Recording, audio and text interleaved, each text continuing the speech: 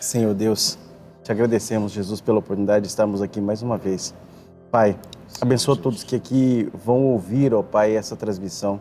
Deus, onde esta voz alcançar, onde este vídeo alcançar, que seja bênção e frutifique, ó Deus, na vida de cada um dos irmãos.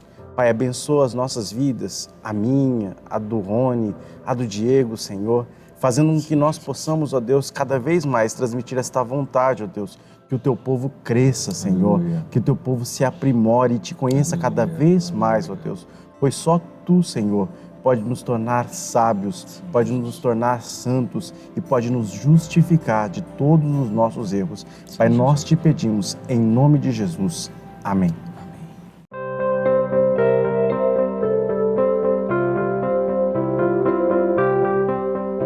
A paz do Senhor, meus irmãos. Estamos aqui na Assembleia de Deus, no Templo Sede do Ministério... Ai, meu pai, misturei tudo aqui, inverti tudo o negócio, peraí.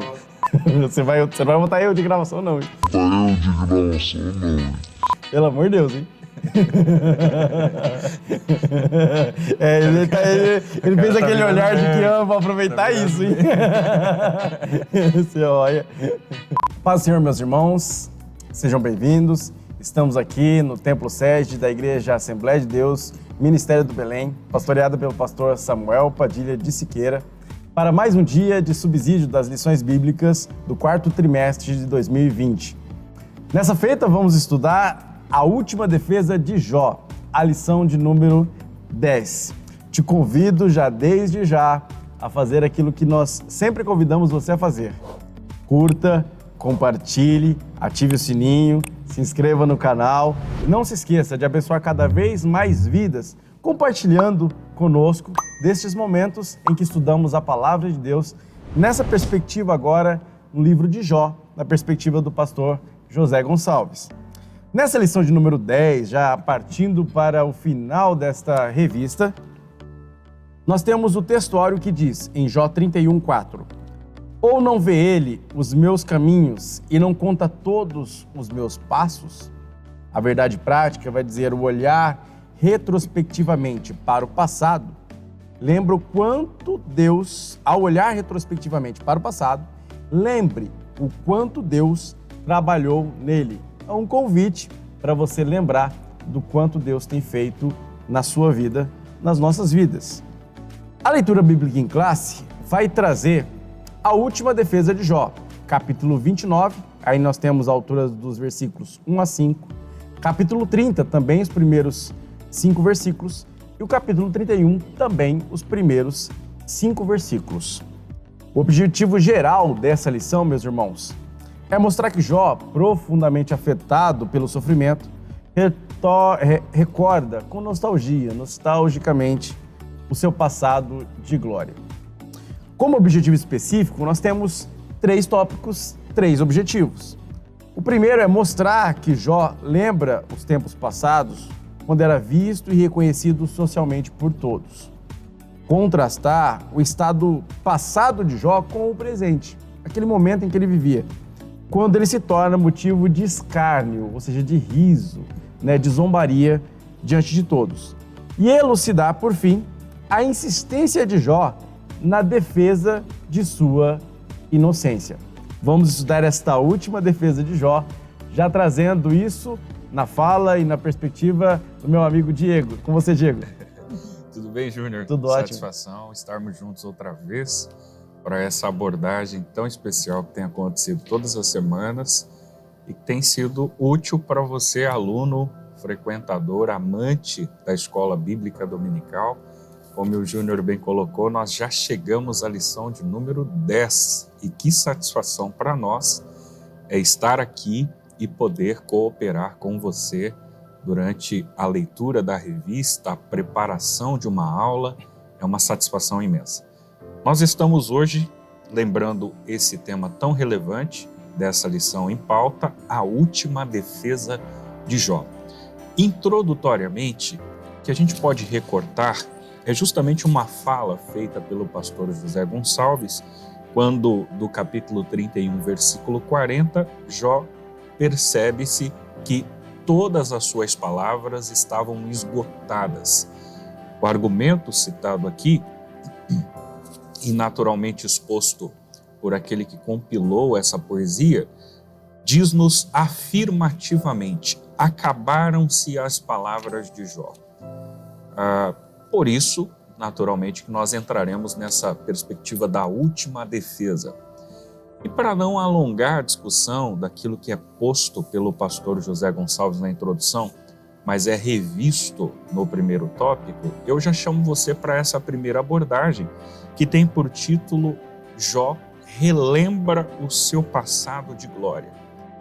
Então, nós vamos primeiramente precisar pensar na nostalgia de Jó, né? Que é essa ânsia de poder relembrar aquilo que foi vivido no passado. Aliás, a definição etimológica para nostalgia enxerga um sujeito nostálgico com um certo distúrbio comportamental. O Jó ele vai relembrar aquilo que lhe acontecera, que lhe sucedera. E todos nós sabemos da história, mas se faz necessário lembrar, haja vista que o assunto do primeiro tópico é justamente o seu passado. Por esse viés, o que a gente pode resgatar num primeiro momento é justamente a sua prosperidade, tanto espiritual, que é, aliás, a sua primeira lembrança, quanto a sua prosperidade material. Com relação à sua prosperidade espiritual, se você regressar para a leitura bíblica em classe, observe o versículo de número 2 do capítulo 29. Ele diz assim: quem me dera ser como eu fui nos meses passados, como nos dias em que Deus me guardava. Isso, de fato, Jó está rememorando feitos de uma vida espiritual que dispunha há tempos atrás e que agora, no contexto presente, fator que será melhor abordado no tópico de número 2, já não dispõe com tamanha eficácia. Outro elemento relevante desse primeiro aspecto discutido pelo pastor José Gonçalves no tópico 1 é a lembrança daquilo que Jó vivera no caráter material. E isso dispensa qualquer tipo de comentário. Haja vista que a própria Bíblia por si deixa muito claro e um registro muito específico sobre os bens que Jó possuíra. Você pode ler o capítulo 1, na altura do versículo 2, 3, 4 a seguir, você verá os elementos que Jó dispunha, tanto em relação a gado, ovelha, camelo, muita gente ao seu serviço, que o tornara o homem mais influente do Oriente. Mas nós temos um outro ponto, que é o ponto de número 2, e aqui, além dessa lembrança que Jó faz no caráter material e espiritual, nós temos uma rememoração do seu reconhecimento social. Nesse reconhecimento social, se você ler toda a escrita disposta pelo pastor José Gonçalves, você vai perceber que Jó era um sujeito protótipo, exemplo de justiça social. Nós temos textos, inclusive, que podem subsidiar e sustentar essa afirmação, a começar pelo verso 7 do capítulo 29 deste livro. Lá você vai perceber que a postura de Jó era tão benquista socialmente que os mais novos, ao perceberem a sua chegada, se retiravam em sinal de respeito. Os anciãos, em contrapartida, ao verem a chegada de Jó, se estavam assentados e se levantavam, eu me arrisco em dizer que prestavam-lhe continência, né? por demonstração de respeito. Adam Clarke, nas suas pesquisas, nos seus estudos, ele vai dizer que essa justiça nos tempos de Jó eram operadas na porta da cidade. Então o sujeito, ao adentrar esta cidade, já percebia ali os magistrados que executavam esse papel de justiça social. Entre eles nós temos a figura de Jó.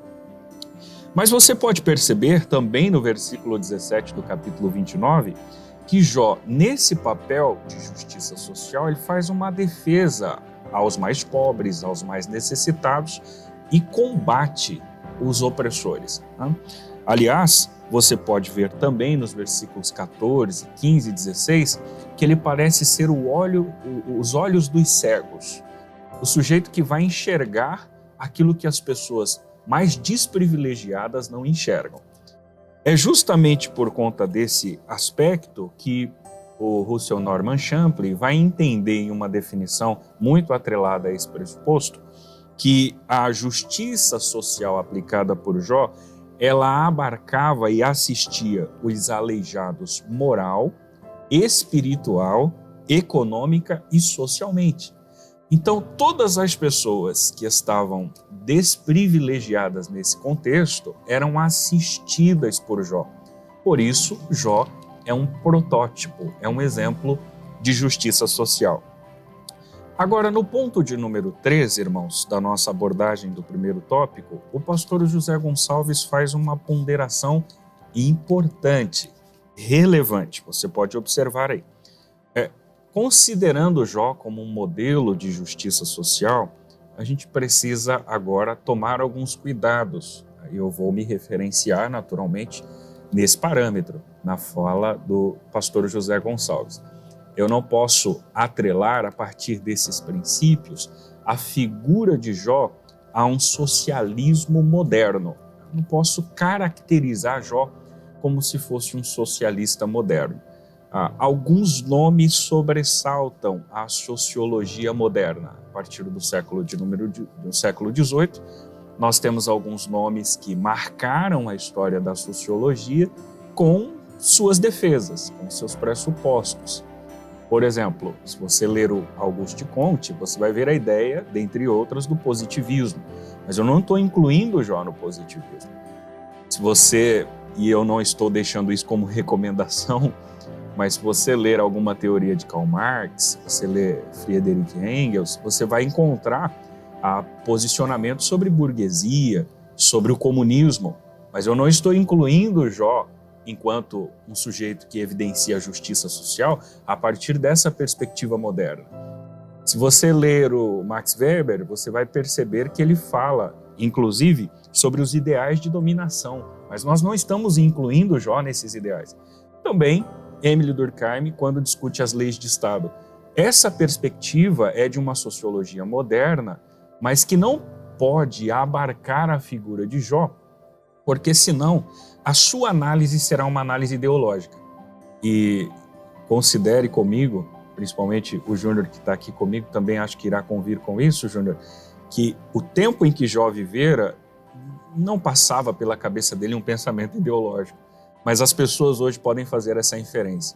Aliás, irmãos, fazendo um grifo pessoal, já que falamos sobre questão ideológica, tome cuidado quando você fizer uma afirmação sobre o posicionamento ideológico da igreja. Não, a igreja é de corrente X ou é de corrente Y no campo político. Muito cuidado com esse tipo de afirmação, porque, na verdade, não é a igreja que tem que se adaptar a partir da Bíblia a uma ideologia. Mas é a ideologia que precisa se adaptar à Bíblia Sagrada e, consequentemente, à minha crença enquanto igreja. Aliás, você abre a sua Bíblia na carta de Paulo aos Romanos, 10, 18, 19, nós temos a fala categórica. Né? A fé vem pelo ouvir e o ouvir pela palavra. Hoje, chegar a vocês e dizer, olha, o posicionamento da igreja é de corrente Y ou de corrente X, na realidade, a igreja não se estabelece nesse posicionamento ideológico. Ela vai atrelar-se a esse posicionamento porque esse posicionamento vincula-se a preceitos bíblicos. Porque se ele deixar de vincular-se aos preceitos bíblicos, naturalmente que a igreja reagirá e não mais atrelar-se-á a esse tipo de posicionamento. Então isso precisa ficar muito claro. Não chame Jó de socialista ou, no momento, um sujeito de esquerda, porque esse posicionamento possivelmente será rebatido, mas entenda Jó como um sujeito que exercera a justiça social e o fizera de maneira sensata, prudente e relevante. Mas eu quero voltar a palavra ao meu amigo Júnior, que vai discutir com vocês, depois do passado, o presente. Tópico de número 2, Jó lamenta seu estado presente. E aí, Júnior? Diego, eu devo fazer essa ressalva inicial. O Diego deixou muito bem claro nesse último ponto exatamente o que também é o meu pensamento. Há uma séria confusão com relação à justiça social nem nesse entendimento, até porque pensar Jó de um lado ou de outro não faz nenhum sentido. já que estamos falando de um outro tempo, seria como acusar e tentar vincular personagens do Antigo Testamento a assassinos, ou a estupradores, ou a genocidas em momentos de guerra ou em momentos de cultura totalmente diferente, de modus operandi totalmente diferente. O que nós temos de deixar claro agora, relacionando com o presente de Jó, Jó olhando para o seu presente, é o tamanho da tristeza que ele tem ao comparar a sua vida passada com a sua vida presente. Se é que podemos dizer assim, fazer essa separação entre vida e vida. Na verdade, dentro do seu presente, ele vivia uma parcela da sua vida que criou um choque. Ele tinha uma posição alta e, de repente, ele despenca. Ele não cai, ele despenca. Ele desce até o mais baixo nível social. Quando você olha para esse primeiro subtópico, em que se fala do desprezo pela parte dos mais jovens, das classes menos favorecidas, Jó, como o pastor Diego já disse, fazia da sua vida uma vida em prol de outras pessoas. Ele era um homem muito bem-sucedido, que ajudava, que empregava pessoas. Ou seja, até mesmo imaginar Jó como um socialista seria ridículo nesse sentido, porque talvez na época ele poderia ser mais classificado como um burguês, né? Ele era um empresário da época, né? Um empresário que tinha muitos empregados. Quando nós olhamos para Jó, olhando para o seu presente em comparação ao seu passado, ele se entristece porque aquele povo a quem ele se dedicou durante tanto tempo, agora lhe desprezava. Exatamente aquele povo que ele buscava auxiliar e promover a justiça e interferir até mesmo judicialmente, sendo um juiz que trazia equidade entre os conflitantes, entre aqueles que brigavam, de repente, ele é desprezado por exatamente esses, a quem ele dirigia justiça, que lhe recorriam, inclusive, e não há tanto tempo atrás. Que bem Jó olha para o seu passado dizendo há meses atrás. Ou seja, há poucos meses atrás ele não estava sofrendo, ele estava em outra condição. E essas pessoas vinham lhe buscar ajuda, pedir socorro, e ele dava. E agora essas mesmas pessoas o olham e o desprezam. Nesse contexto, Jó virou um meme da época, e um meme negativo. Ele passou a ser desprezado porque naquele contexto, e às vezes eu me atrevo a dizer que não só naquele contexto, mas isso vem até hoje, a pessoa que tinha era símbolo de uma pessoa abençoada. A pessoa que não tinha era símbolo de uma pessoa amaldiçoada. Portanto, aos olhos das pessoas, Jó recebia bênçãos de Deus, era uma pessoa abençoada enquanto tinha. A partir do momento em que não teve, em que perdeu todas as coisas, Jó tinha sido subjugado por uma maldição. Portanto, Jó era maldito e assim merecia desprezo. Porque se Deus, que é Deus, o desprezava, as pessoas então deveriam desprezá-lo também. Será que às vezes esse pensamento perpassa pelos séculos e ainda ressoa no meio de nós? Olhar para uma pessoa que tem e dizer ela é abençoada por Deus, e para uma pessoa que tem e dizer ela é maldita, ela não está sendo abençoada por Deus?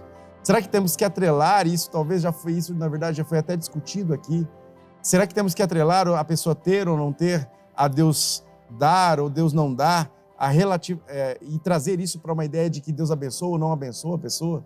Será que a bênção de Deus se resume exclusivamente ao bem material ou ao bem financeiro? Quando nós olhamos para isso, Jó avalia a sua situação e é atingido por esse preconceito, é atingido por essa ideia. E aí ele olha para o seu passado, no passado eu tinha, as pessoas me pediam e eu dava. Agora essas mesmas pessoas olham para mim e me atiram pedras.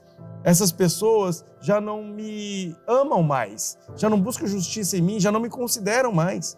Eu fiquei desfigurado diante delas. Ele olha para os mais velhos, inclusive há uma citação aqui sobre o Provérbios 20 e 29, que fala a respeito das cãs, né, dos cabelos brancos. Ele passa a ser, um homem que era respeitado pelos mais velhos, passa a ser desprezado por esses mais velhos. E não só pelos mais velhos, mas os jovens também. E aí ele faz uma comparação dizendo, olha, até mesmo aquela classe de pessoas que eu nem me arriscava a empregar. Há pessoas que eram tidas como escória da sociedade, chamada de cães, que ficavam fora do reduto do clã, que ficavam no arraial, para fora do arraial, vivendo de restos, vivendo literalmente como cães. Até mesmo essas pessoas estavam zombando de Jó, tacando-lhe pedras, fazendo zombaria. E aí ele olhava para aquilo e se entristecia. É aí que entra o ponto 2. Ele passa a ter não só abatimento físico, mas também um grande abatimento moral, emocional. Existe uma doença, né, ela não é tão antiga, né, em termos de descoberta, mas já se fizeram várias comprovações com relação a isso. A chamada doença psicossomática. Psico, mente, psique, mente do grego. Soma, corpo. Psicossoma é a mente que domina o corpo. Muitas vezes pelo problema, pelo tanto que você se deprime em relação a uma doença, em relação a alguma situação, isso atinge diretamente o seu corpo. E aí Jó passa a sofrer ainda mais fisicamente por causa do seu estado emocional. Ele se sente não só abandonado por Deus, mas perseguido pelo próprio Deus. Deus não só fica em silêncio em relação às suas queixas, mas também o agride na sua vida, tanto na sua vida física quanto na sua vida emocional. E aí ele se enche de dúvida, principalmente porque ele não ouve Deus, quando tudo que ele pede é que Deus fale para ele. Então você imagina uma situação de desespero total, literalmente uma sensação de inferno. Uma vez um amigo, ele me conversando comigo sobre céu, inferno, sobre diversas coisas, ele me fez uma afirmação bem categórica. Não, eu não acredito que o inferno existe, eu acredito que o inferno é aqui. E aí eu fiz uma brincadeira com ele. Eu quero que você preste atenção nisso, porque na verdade vai ilustrar mais ou menos a sensação que Jó tinha de abatimento físico e emocional. Diz um certo escritor que os fogos do inferno foram acesos em terceiro Enoque. A frase é essa. Porque dizem que, na verdade, a ideia de fogo do inferno que queima a alma é um pouco contraditória. Portanto, seria baseado num texto pseudepígrafo. Quando nós imaginamos o inferno, eu disse para ele, feche os seus olhos. Eu vou ilustrar o inferno para você de uma forma diferente da que te ensinaram a partir da tradição do século XII, naquela ideia de Era das Trevas e tudo mais. Imagine que você está num quarto escuro e este quarto não tem paredes, ele é muito grande. Imagine que você é cego, surdo e mudo. Portanto, você não vê, está tudo escuro, você não ouve e ninguém pode te ouvir, porque você não consegue falar. Imagine que nesse quarto escuro há completo silêncio. Se você andar totalmente a vida inteira para o lado direito, não encontrará a parede.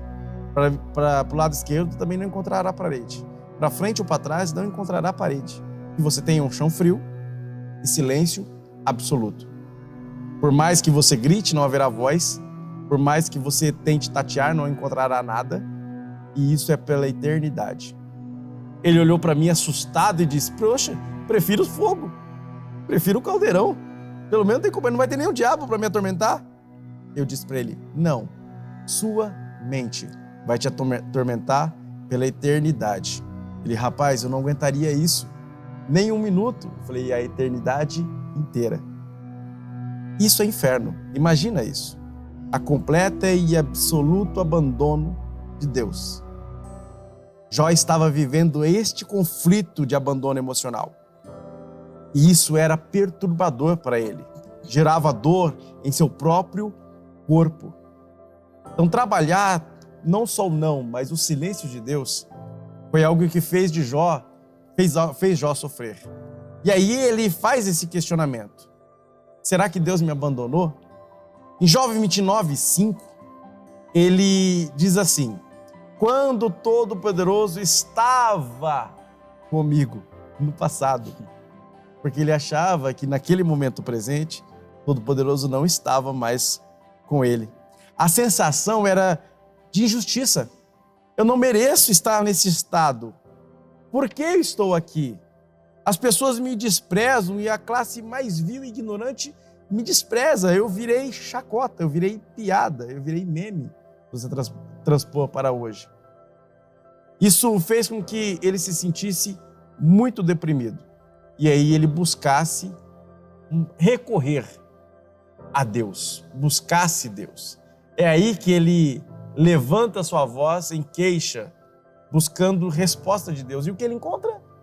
Silêncio absoluto. Então imagina essa sensação que ele tem naquele presente.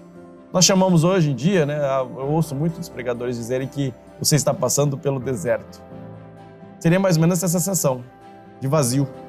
Andar e não ter para onde olhar. Está tudo igual. Sensação de marasmo espiritual. Parece que ninguém está te ouvindo e ninguém vai te socorrer. Jó estava passando por este conflito. Portanto, antes de você julgar a Jó, como os amigos de Jó o fizeram, pense sobre isso, sobre o estado em que Jó estava quando lamentava sobre o seu presente.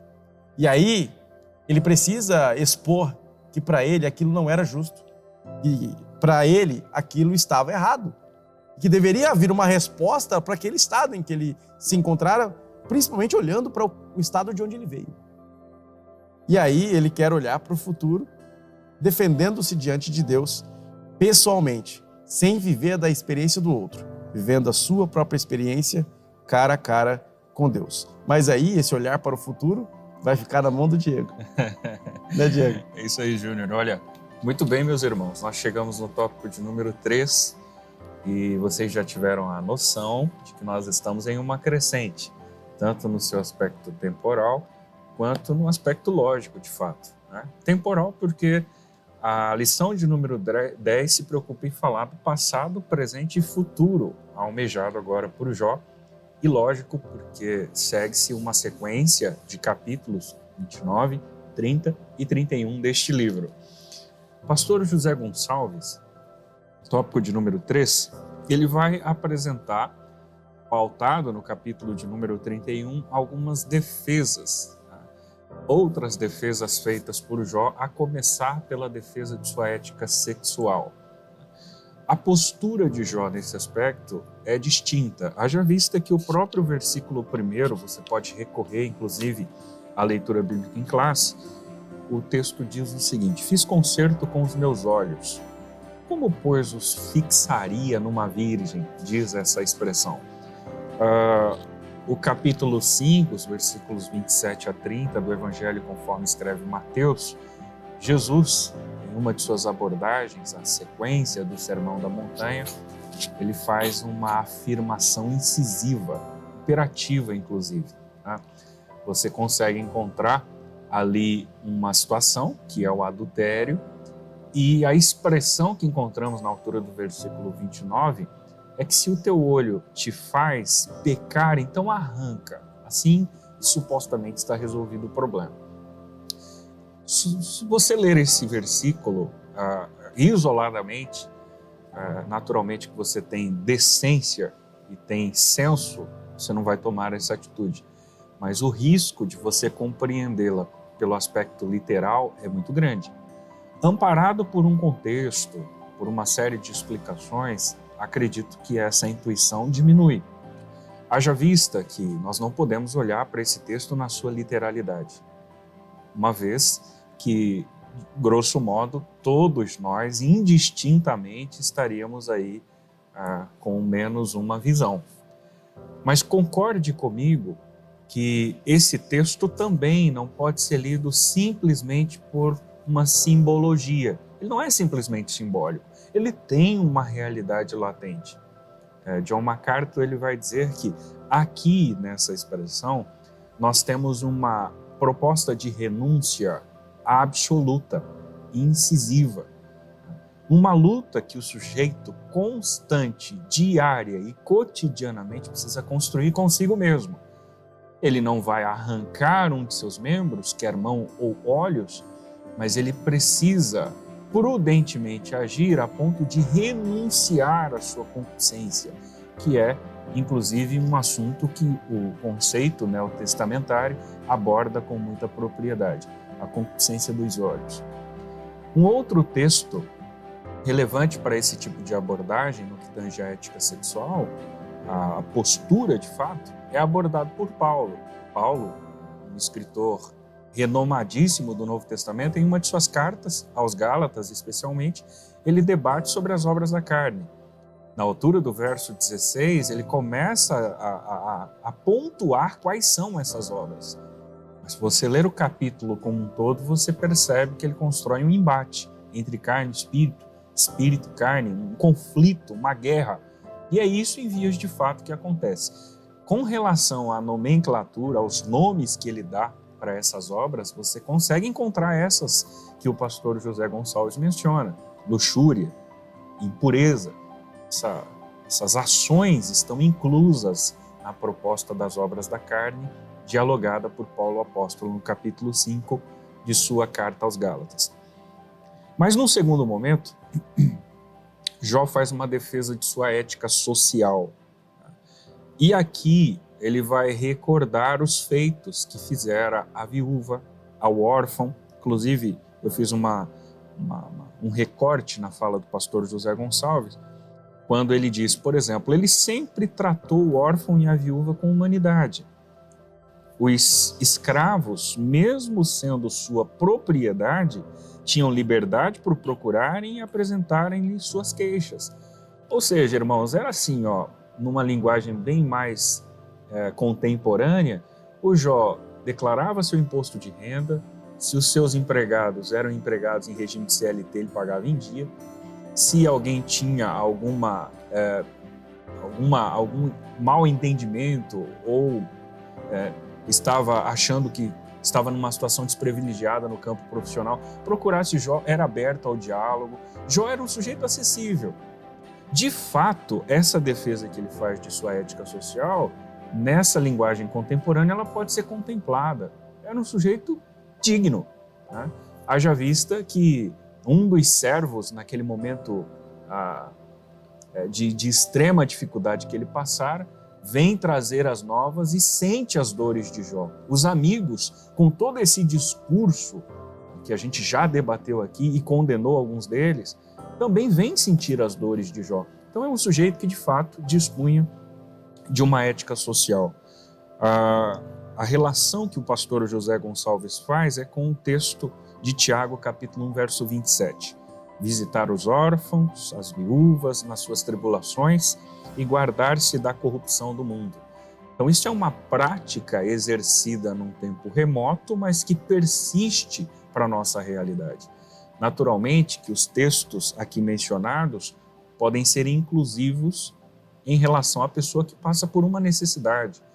Você sabedor é que hoje uma viúva, dependendo de quem for ao seu cônjuge, ela é muito mais assistida do que naquele contexto. Mas nós não estamos falando simplesmente de uma necessidade monetária. Nós estamos falando de uma necessidade emocional, sentimental. Então essas pessoas precisam, em vias de fato, serem assistidas, e isso cabe a nós enquanto cristãos.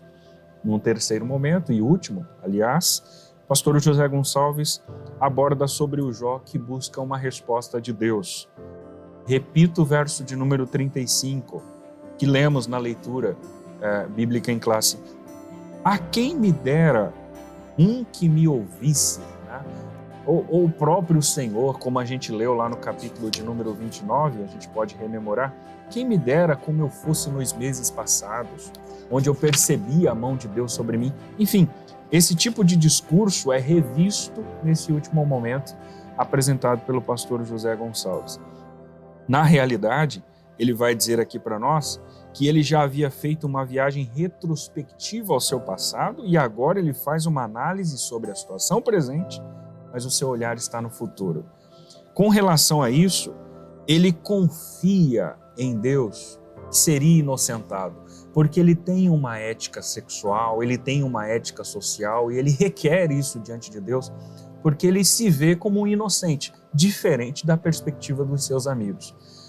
A partir disso, se você observar a última anotação que o pastor José Gonçalves faz no último parágrafo dessa análise, ele diz: como podemos nos apresentar diante de Deus e justificar os nossos atos? Como, irmãos? A graça divina, por meio de Cristo, Filho de Deus, é quem nos justifica, porque não somos bons aos nossos olhos. Se achamos que o somos, achamos equivocadamente. O texto que ele se referencia é um texto que em outro momento fiz menção, mas que se faz necessário lembrar, a fala de Paulo aos Romanos, capítulo 8, verso 31. Que diremos, pois, a estas coisas? Se Deus é por nós, quem será contra nós? Os versos 32 e 33, aquele que nem mesmo ao seu próprio filho poupou, antes o entregou por quem? Por todos nós. Como nos não dará com ele todas as coisas? Aí a pergunta que dá, assim, para nós enquanto cristãos, legalidade. Quem tentará acusação contra os escolhidos de Deus? É Deus quem os justifica. Nós somos justificados, irmãos, por intermédio de Cristo. Pela graça somos salvos. Nós temos essa dádiva à disposição de todos nós indistintamente. Portanto, se aqui estamos, se aí você está, se servimos ao Senhor, não é pelo nosso bel prazer e pelas nossas qualificações, é porque a graça de Cristo nos alcançou. Fomos justificados, comprados com preço de sangue e não devemos absolutamente nada. Foi tudo de graça e por graça. É isso, Júnior. É isso. Irmãos, perceberam o valor dessa lição? A discussão dessa última defesa de Jó? Jó encerra tudo isso, na verdade, agora se apresentando para Deus. Ele quer que Deus diga diretamente para ele o porquê das coisas, por que está acontecendo. E aí talvez entra a grande discussão, Jó tinha esse direito ou não?